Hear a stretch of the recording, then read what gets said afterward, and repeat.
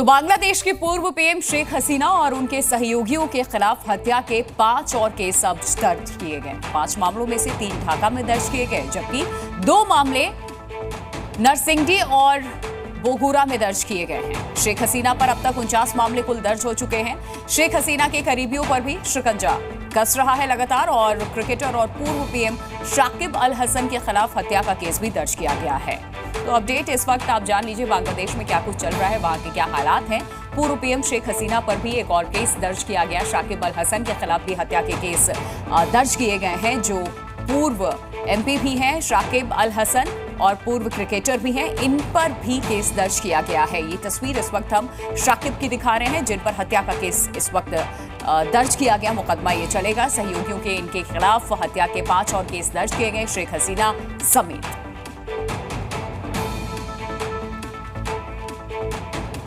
अब आपको बांग्लादेश से आया वो विस्फोटक इंटरव्यू सुनाते हैं। ये खालिदा जिया की पार्टी बीएनपी के सेक्रेटरी जनरल मिर्जा फखरुल का है, जिनसे हिंदुओं पर अत्याचार को लेकर के सवाल किए गए। साथ ही भारत के रिश्तों को लेकर भी इनसे सवाल पूछे गए। क्या जवाब आया, सुनिए। बांग्लादेश के जो हालात हैं, जगह जगह मारपीट हो रही है, जगह जगह प्रदर्शन हो रहा है, इन सब के लिए कौन जिम्मेदार है? ये सब के लिए जो प्रॉब्लम होता है, आफ्टर एवरी रेवोल्यूशन और any peoples of such there are some problems, but the government is trying seriously to stabilize the whole situation. The political parties also, like ours, we are also trying desperately that there should be no such political problems or violences in the country.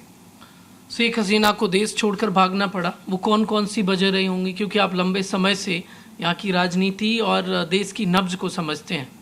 वो जो शेख हसीना जो भागा, वो तो आपका fault से भागा। वो जो किया ना, पीपल डिडंट लाइक इट। क्या फॉल्ट थे उसके?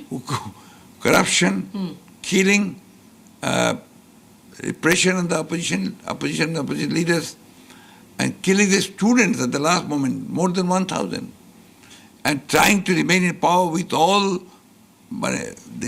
using the state power. 3 elections were done here in this country. She controlled 3 elections. Her entire attitude was, and her efforts were, to remain in power using the state power and just neglecting, ignoring the people's mind. That was the problem. Bangladesh में हिंदू मुस्लिम भाई भाई होते हैं, अब भाई भाई आपस में लड़ रहे हैं, तो मिर्जा फखरुल को दुख होता है तस्वीरें देखकर? क्या ये जो प्रॉब्लम है ना, या हिंदू मुस्लिम फाइट नहीं होता है, या आवामी लीग बीएनपी फाइट होता है, Awami league other party fight होता है। That's a wrong narration being spread that Hindu Muslim fight होता है. There's no fight between Hindu and Muslims. The fight is between a political party and other political party or other political party.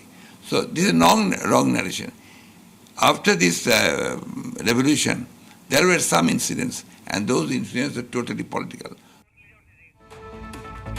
तो सुना आपने शेख हसीना से कैसे दुश्मनी को लेकर के बड़ा बयान दिया गया है, और इस वक्त बांग्लादेश में कैसे हालात है, ये तस्वीरें भी हमने आपको दिखाई हैं। जहां आपको बता दें कि और मामले लगातार पूर्व प्रधानमंत्री जो शेख हसीना है बांग्लादेश के, उन पर दर्ज हो रहे हैं, उनके करीबियों पर भी दर्ज हो रहे हैं, पूर्व क्रिकेटर और एमपी पर भी दर्ज हुए हैं, और बीएनपी के सेक्रेटरी जनरल मिर्जा फखरुल को भी सुना आपने, उन्होंने क्या कुछ कहा है। ये तमाम तस्वीरें इस वक्त हम आपको दिखा रहे हैं। हिंदुओं पर जो हमले इस वक्त बांग्लादेश में हो रहे हैं, उनकी नौकरी उनसे छीन ली जा रही है, जबरन उनसे इस्तीफा ले लिया जा रहा है, और बांग्लादेश में इस वक्त किस तरीके के हालात बने हुए हैं, वो तस्वीरें इस वक्त आपके सामने आप देख सकते हैं।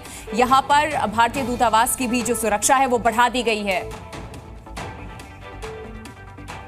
तो भारतीय दूतावास की सुरक्षा बढ़ा दी गई है, वॉर टैंक तैनात कर दिए गए हैं। बांग्लादेश में भारतीय दूतावास की सुरक्षा को लेकर के अहम जानकारी सामने आ रही है, जहां बांग्लादेश के दोनों तरफ आर्मी के टैंक तैनात किए गए हैं। सैकड़ों की तादाद में आर्मी के अलग अलग जवान हथियारों से लैस नजर आ रहे हैं। बांग्लादेश में इंडियन हाई कमीशन पर हमले की खतरे को देखते हुए ये सिक्योरिटी बढ़ाई गई, और कल ही बांग्लादेश में हाई कमीशन प्रणय वर्मा और अंतरिम सरकार के मुखिया मोहम्मद यूनुस से मुलाकात इन दोनों की हुई थी, इन्होंने की थी। इसके बाद हाई कमीशन की सुरक्षा और बढ़ा दी गई। एक रिपोर्ट आपको दिखाते हैं। अमूमन आपने ऐसी तस्वीरें युद्ध क्षेत्र में देखी होंगी, लेकिन बांग्लादेश में जहां पर इंडियन हाई कमीशन का दफ्तर है वहां पर युद्ध क्षेत्र जैसी तस्वीरें आपको नजर आएंगी। बख्तरबंद आर्मी की गाड़ियां अलग अलग 1, 2, 3 लेयर की, और दोनों ही गेट जहां पर इंडियन हाई कमीशन के लिए रास्ते आते हैं वहां पर जो आर्मी के जो टैंक हैं वो तैनात कर दिए गए हैं। तस्वीर आप देखेंगे तो अलग अलग जो बटालियन है वो हाई कमीशन ऑफ इंडिया जो बांग्लादेश में दफ्तर है वहाँ पर नज़र आएंगे। जितने भी आपको जवान यहाँ पर सैकड़ों की तादाद में चौतरफा नज़र आएंगे, उनके हाथ में गन है, बंदूक है, और पूरे इस हाई कमीशन के दफ्तर को छावनी में तब्दील कर दिया है। कल अंतरिम सरकार बांग्लादेश के मुखिया मोहम्मद यूनुस से Indian high commission Bangladesh Pranay Verma ने मुलाकात की थी। दोनों देशों के बीच बेहतर रिश्ते और बांग्लादेश में लगातार अल्पसंख्यकों पर हो रहे अटैक को लेकर बातचीत हुई। इसके बाद इंडियन हाई कमीशन बांग्लादेश की तरफ से ये कहा गया कि दोनों देशों के बीच बेहतर रिश्ते करने के लिए भारत तैयार है।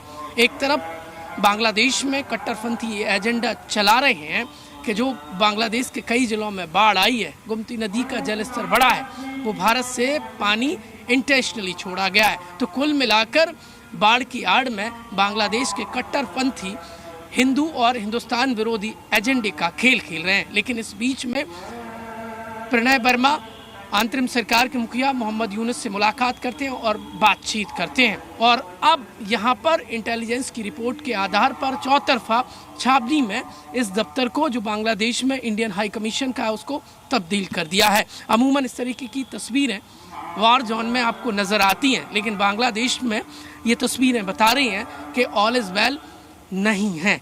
एक एक जवान के हाथ में आप देखेंगे, वहाँ पर आप प्रवेश गेट है वो एंट्री होती है तो आपको बख्तरबंद गाड़ियाँ, आर्मी की अलग अलग बटालियन, जो सबसे बेस्ट आर्मी होती है बांग्लादेश की, वो आपको तैनात नज़र आएगी। और एक भी जवान ऐसा नहीं है कि जिसके हाथ में राइफल्स ना हो।